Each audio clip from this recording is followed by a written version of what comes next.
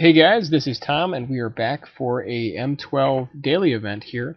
Once again, just trying to prepare for the MOCS Season 9 Championship this Sunday, which I will be casting. And so hopefully we can get a little bit more practice in. We're just coming off a 10-0 perfect run from the Premier M12 Sealed event yesterday, so hopefully we can put up another good performance. We will see you in deck building in just a minute. Okay, here we are for deck building. Let's take a look and see what we've got.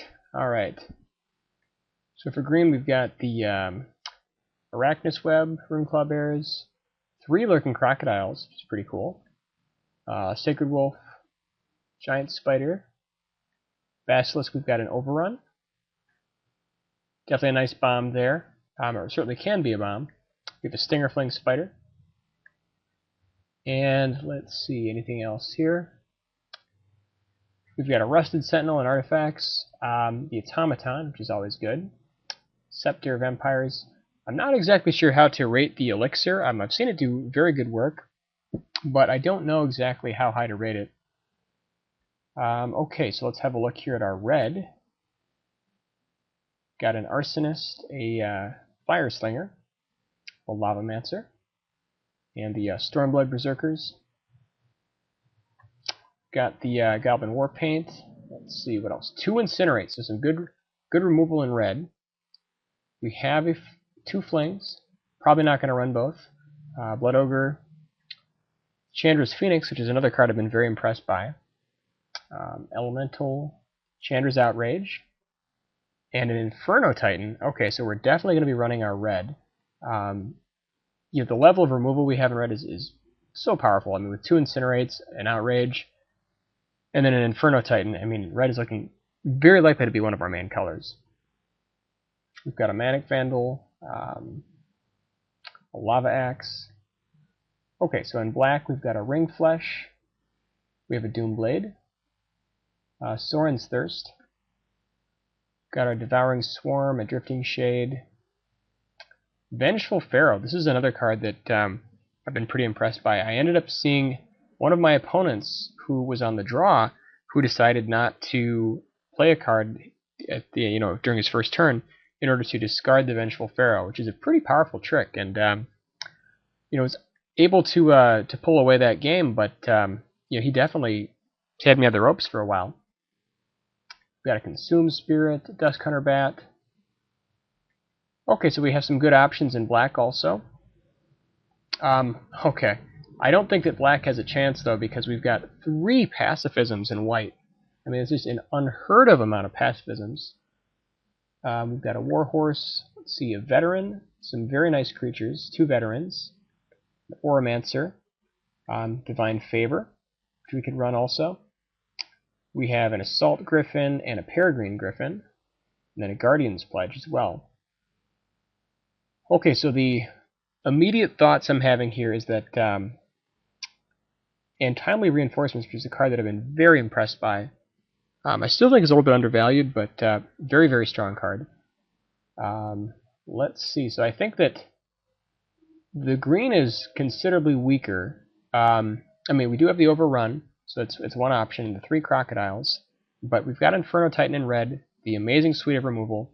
3 Pacifisms is just ridiculous. I think that let's take out the black for the moment here, just because we don't have almost any creature support in black. We do have some nice removal. However, I'm not sure that we're going to need the black, especially because the the Vengeful Pharaoh is a triple black commitment. So let's see. In blue, we've got a Looter. We have a Frost Breath. We have double Skywinder Drake.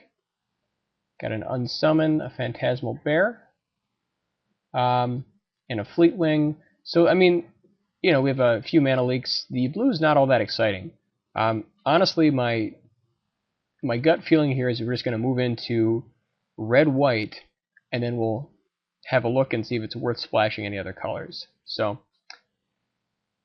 let's go ahead and take out the green, because I mean the green has a very, very large 3-drop slot, and with the red-white build, the curve is going to look a little better as well. Not to mention we're going to have more bombs. While Overrun is a good bomb, I think that just the amazing suite of removal we have here is really worth just looking at the red-white shell first. Okay, so here we've got 19 creatures. With the amount of removal we have, I don't know that we're going to need like the Guardian's Pledge. We don't really have any Bloodthirst to turn on except for, well, we've got the Berserkers and the Blood Ogre. So I suppose we have a little bit. We have a very, very large 3-drop slot. I don't think we need the Scepter. Let's see.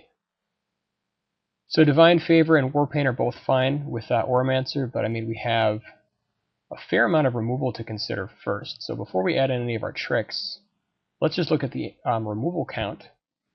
And here we have, let's see, we've got 3 Pacifisms, 2 Incinerates, and a Chandra's Outrage. As for our creatures, we have, let's see here, we're definitely going to be running the Veteran. I'm not sure about the Manic Vandal at the moment. Reinforcements is great. The Oromancer, I think, is going to go pretty well. I mean, if they have a way to take care of the Pacifisms, Oromancer will get it back, and that can be, pretty nice game right there. Otherwise, we have, let's see, pretty nice 3-slot here. I don't know that we're going to main deck the Oromancer just because, not a lot of decks are going to be running main deck enchantment removal. You might see like an Acidic Slime or something like that, but I don't really expect to run into too much enchantment removal. Like, we could see Bounce, so it's certainly possible to run the Oromancer, but I'm not 100% just yet. I think that the 1-drops are very strong. We've got some great 2-drops. The Phoenix I definitely want to run. The Automaton, like we have for creature types, we've got a few Griffins. We have, let's see, a few Goblins. Phoenix, Elemental. Okay. So we have some options. Now, the Lightning Elemental may or may not be better than the Rusted Sentinel. I'm not 100% sure here. The Sentinel is kind of slow because it does come into play tapped, but at the same time, providing a 4 toughness is pretty advantageous. It's going to depend a lot on whether we're a more aggressive deck or whether more controlling. And I think that with the amount of removal we have, if we just press the damage, Elemental might be better, but at the same time, I haven't really had too much of a chance to play with the Sentinel, so it might be the better card. Let's see here. Okay. I think that cards that I'd like to maybe get in here would be potentially like the Oromancer. This deck might do well with like a Mighty Leap. We have a decent number of creatures. It might be a nice trick there. Although I think if we play the Oromancer, we're probably better off playing like Divine Favor or the Warpaint.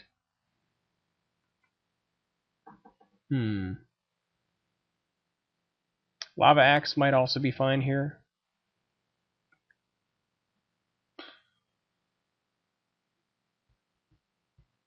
This is a little tough.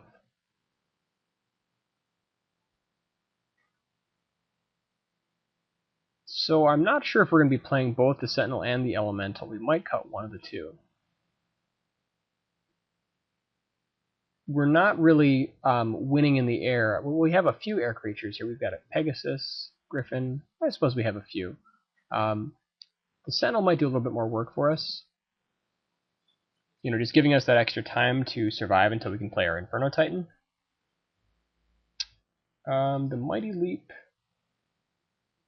Don't know that we're going to play that. Fling is decent in this deck. It's not amazing because we don't have any Death Touch to fling with, but we do have like an Inferno Titan, which we could potentially fling. I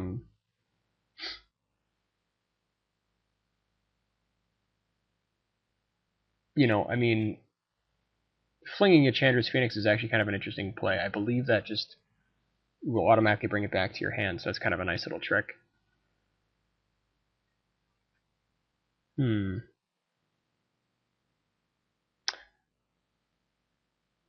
I think that Fling might be a little better for us than Lava Axe.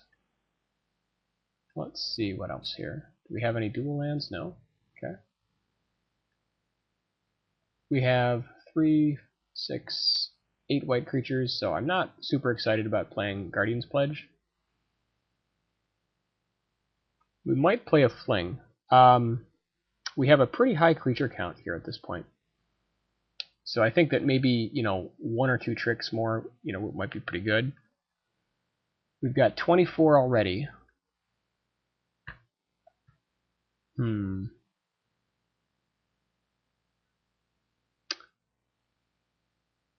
kind of tempted to cut the Oromancer, maybe bring in a Fling. Just to give us a little bit more action.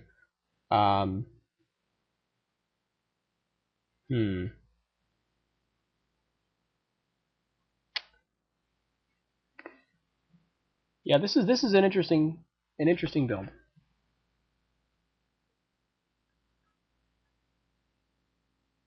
I think we want one, extra trick here. So I think that if we run 24, we do definitely want to be on the play with this deck for sure. We can probably get away with 24 land just because we're going to be, we want to maximize our threat density. We really have only a few creatures near the top end, so I don't really have any trouble running 24. We do have a fairly large 3-drop slot, so 17 land may still be correct, but yeah, I think I feel comfortable, with this kind of setup here. However, Warpaint might actually be better than the Fling.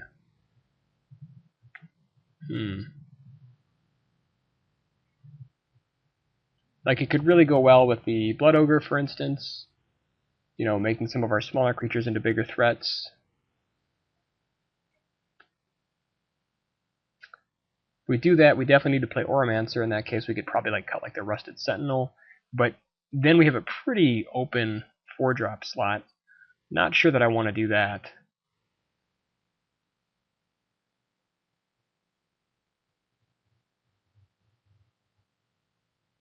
Yeah.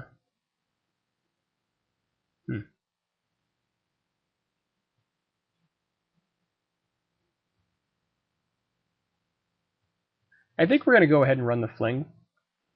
We can board into the Oromancer if we see removal for our enchantments, and then just side into the Warpaint or the Divine Favor maybe, just to give us a little bit more action.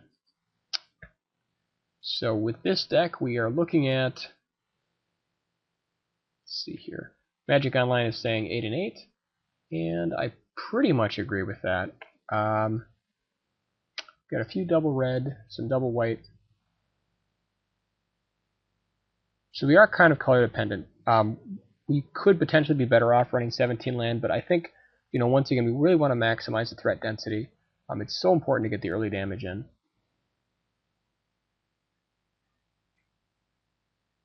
Yeah, I think I'm just going to go like this. Okay, we will see you for round 1. And this should be it. Actually, I think upon further consideration, I think I'm actually going to take out the Sentinel and run the Lightning Elemental over it. We can set up some good plays with Elemental where we can Pacifism their only blocker and then just bash in. So I guess I'm just not certain about this pick here, whether we take the Sentinel here or whether we run the Elemental. I think this deck is fairly aggressive, and we might be able to take advantage of the Elemental's play. So yeah, we'll try it out.